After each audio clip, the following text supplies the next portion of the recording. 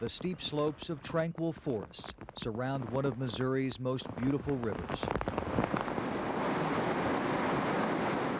The untamed 11-Point River twists and churns through the narrow canyons of the Ozark Mountains. 18 years of my life have been spent trying to save this. The 11-Point is considered so special, it's designated a national wild and scenic river.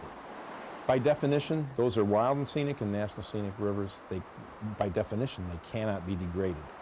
But unlike its neighboring rivers, the Current and the Jack's Fork, the 11-Point doesn't flow through a national park, which means it's much more vulnerable. Most of the 11-Point River corridor could be mined.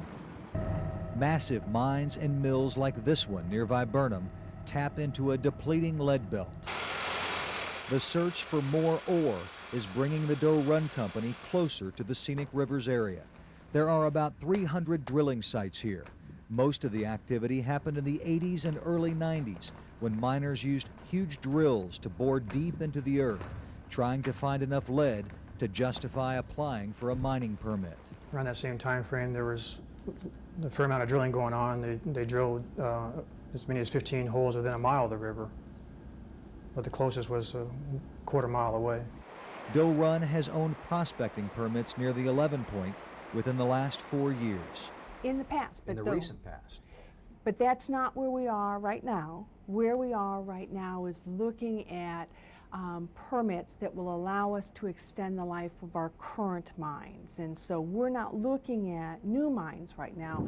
The push to expand mining operations in the Mark Twain National Forest is on hold. Missouri Attorney General Jay Nixon, who is appealing new permits for drilling near the Viburnum mines, says Doe Run has no business moving any closer to pristine mountain water. Broadening out and test drilling in those areas and then mining in those areas could provide a much greater risk to the environment in that area. The 11-Point River feeds off Greer Spring, a pristine spring bubbling up a gallon of water for every American every day. Yeah, it's possible that they could tap into the aquifer that feeds the spring right here. Don Horton and Tom Cruzen have been fighting prospectors in this area for nearly 2 decades. They say mines would spoil the landscape, poison the water, and possibly destroy the 11-Point. There's a possibility that if the mining did come in, this would be gone. Scenic beauty could be replaced by this. This is what environmentalists call the Doe Run Spring. It is a pipeline running from Fletcher Mine into a tailings pond. Up to 1,000 gallons a minute of mining waste pumped directly into this ditch. The sediment fills a holding pond. It's a small one. There are 400 acres of sediment in the tailings lake at Buick Mine and Mill. When we flew over the Buick Dam 4 weeks ago, it had a huge erosion crack in it. On Monday, the state inspector told us he didn't know anything about it.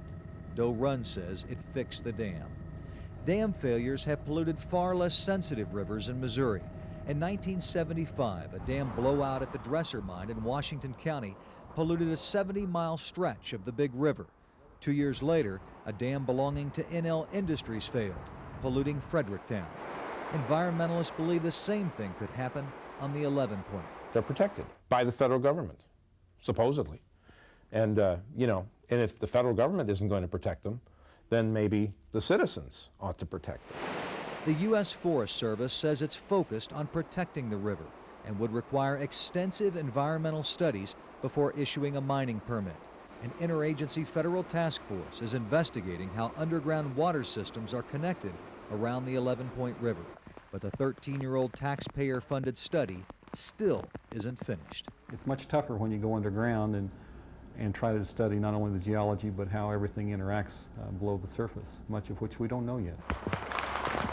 The 11-Point River is the crown jewel in the Mark Twain National Forest. Now it may be the ultimate test and the ongoing struggle over the best way to use the natural resources in this spectacular place.